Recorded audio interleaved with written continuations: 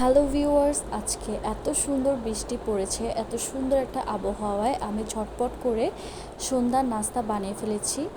আমি সন্ধ্যার নাস্তায় বানিয়েছি হচ্ছে ডিমের পাকোড়া, আর সাথে ছিল পেঁয়াজু।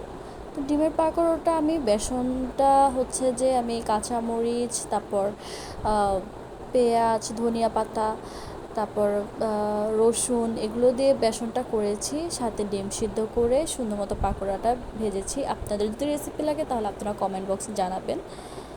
এরপর হচ্ছে বৃষ্টির দিনে পেঁয়াজু ছাড়া তো চলেই না, পেঁয়াজু ভেজেছি।